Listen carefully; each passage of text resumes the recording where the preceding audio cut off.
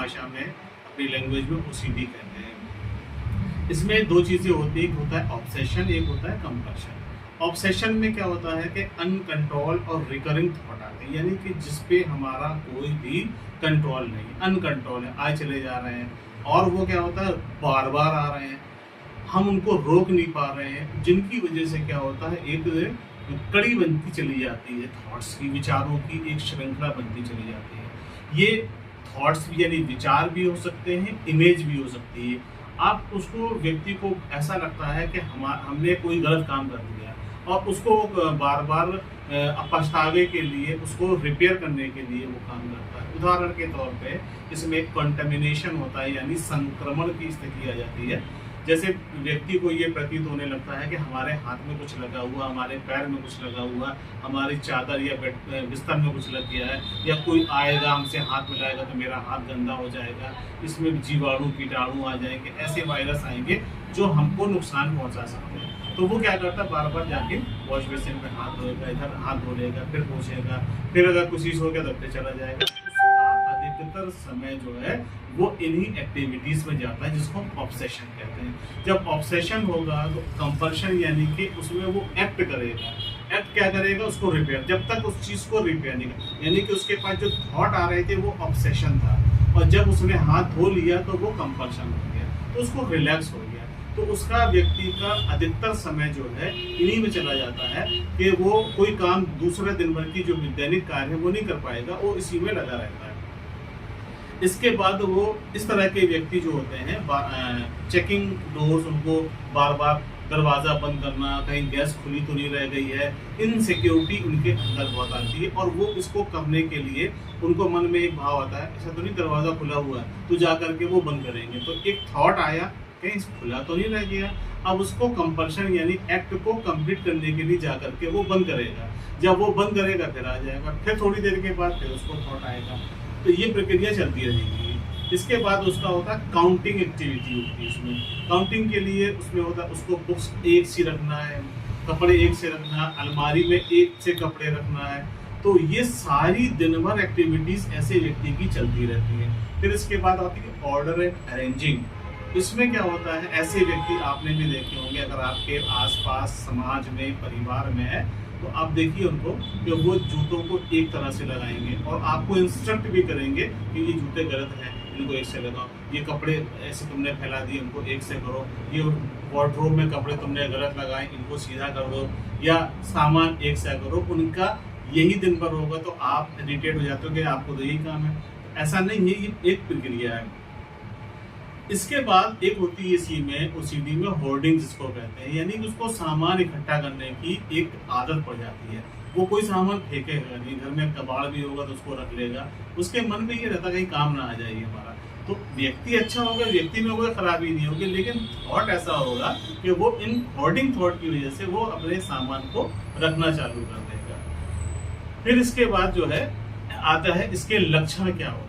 लक्षण जो एंजाइटी के हैं वो दो प्रकार के हैं। पहला है शारीरिक लक्षण, फिर होते हैं मानसिक लक्षण। शारीरिक लक्षण में क्या होगा, जब ऐसे व्यक्ति को थॉट बहुत ज़्यादा आएंगे तो बॉडी के हार्मोन चेंजेस होने लगते हैं, जिसमें सेरोटोनिन का लेवल डाउन होगा, डोपामिन का अलग लेवल हो जाएगा, कॉर्टिसोल अलग बन जाएंगे। तो दिल की धड़कन जो हार्ट बीट बहुत तेज करेगी, पल्स बढ़ जाएगी, उसको घबराहट, बेचैनी, अनहोनी का डर होगा, पसीना आने लगेगा, सांस लेने में कठिनाई होगी, थकावट होगी, शरीर कांपने लगेगा। जब ये सारी प्रक्रिया हो जाएगी तो उसको डर होगा, फिर रात में उसको नींद भी नहीं आएगी। तो वो व्यक्ति ये सोचेगा, फिर वो डॉक्टर के पास जाता, मुझे डॉक्टर कोई हार्ट की प्रॉब्लम तो नहीं है। डॉक्टर सारे टेस्ट करेगा, टेस्ट करने के बाद बताएगा तुमको हार्ट की कोई भी बीमारी नहीं है, आप ऐसा करिए, आप जो है एक मानसिक रोग के पास जाइए, वहाँ भी दिखा लीजिए अगर ऐसा होता है। अब इसके बाद जो मेंटल सिम्टम्स होते हैं, पेशेंट को क्या हो कि जब भी पेशेंट ऐसी बात करेगा वो बताएगा कि हमको डर बहुत रहता है, हमको बहुत ज़्यादा चिंता रहती है, थॉट हमारे पास बहुत आते हैं, और वो इतने आते हैं कि उनकी श्रृंखला लगी रहती है, यानी चेन ऑफ थॉट्स रहते हैं, और वो सारे के सारे थॉट्स क्या होंगे, वो नेगेटिव होते हैं, वो पॉजिटिव नहीं कर पाता है। फिर उसका क्या होगा, लैक ऑफ कंसंट्रेशन, यानी ध्यान एकाग्र नहीं होगा, वो हमेशा उसका ध्यान भटकता रहेगा, पढ़ने में उसका मन नहीं लगेगा, जॉब में मन नहीं लगेगा, कहीं जो भी जॉब कर रहा होगा उसमें काम नहीं होगा, और इरिटेटिंग नेचर हो जाएगा उसका। अब इसमें कॉज क्या होते हैं, ऐसे कौन कौन से कारण हैं जिनके द्वारा हम ये कह सकते हैं कि ये आपके अंदर प्रक्रिया आती है। सबसे पहला है कि अगर तनावपूर्ण जीवन शैली है उसकी, या परिवार में उसमें समस्याएं हैं किसी भी प्रकार की, नौकरी से, पैसे से, क्लेश में अगर ये आ रही है तो ये समस्या डेवलप हो सकती है। आनुवंशिक अगर देखें, पेरेंट्स में से किसी को है तो उनके बच्चों में आने की संभावना बढ़ जाती है। इसके बाद अगर देखें व्यक्ति विशेष में, अगर जिसके अंदर ही समस्या हो रही है तो इसमें न्यूरोट्रांसमीटर का बहुत बड़ा रोल होता है, उसमें सेरोटोनिन और डोपामिन होते हैं। फिर इसके बाद इसका अगर ये सारी चीज़ें आपने देख ली, अब ये होता है कि हम करें क्या, हम किसके पास जाएं। तो बहुत से लोग जो है थोड़ा सा रॉन्ग साइड चले जाते हैं, लेकिन हम आपको इसमें बता रहे हैं कि करना क्या है। सबसे पहला इसमें डीप ब्रीथ एक्सरसाइज करनी है। जब भी ऐसी आपके पास समस्या आए तो आप जो है उसको डीप ब्रीथ एक्सरसाइज करें, यानी सांस को गहरी लें और फिर छोड़ें, फिर गहरी लें फिर छोड़ें। इससे आपको रिलीफ मिलेगा। दूसरा, आप मेडिटेशन आप करना चाहें, आप जो भी योग करना चाहते हैं, आपको धर्म में आस्था है, नमाज पढ़ना है, पूजा पाठ करना है, मंदिर जाना है, जो भी आप काम करते हैं वो अपनी दैनिक क्रिया को बढ़ाते रहें। खाने में आपको बैलेंस डाइट लेना है, बाहर का खाना आप ना ही खाएं तो बहुत अच्छा होगा।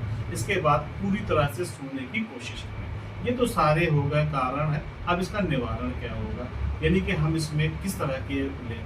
सबसे पहला इसमें आता है कि आप ऐसी स्थिति में कोई व्यक्ति अगर आता है तो आप उसको ये चीज़ बताइए कि आप जो है किसी अच्छे साइकेट्रिस्ट को दिखाइए, और इसके बाद जो है साइकोलॉजिकल काउंसलर जो होते हैं उनको दिखाइए, वो आपके थॉट्स को रिपेयर करेंगे। दोस्तों, आज ये हमारा एक बहुत इम्पॉर्टेंट टॉपिक था जो हमको डेली लाइफ में बराबर पेशेंट्स आते रहते हैं। हर तीसरा चौथा पेशेंट इसी चीज़ का है जो सारी घटनाक्रम को बताता है, और उसको वैसी कोई मेडिकल प्रॉब्लम नहीं होती, जबकि ये उसको मानसिक स्थितियाँ होती हैं। इस तरह का अगर कोई है तो आप सबसे अच्छा सजेस्ट है वीडियो को पूरा देखिए। वीडियो को देखने के बाद उन लोगों तक के ज़रूर फॉरवर्ड कर दीजिए जो इस स्थिति में है, जिससे कि उनका लाभ हो जाए। और ठीक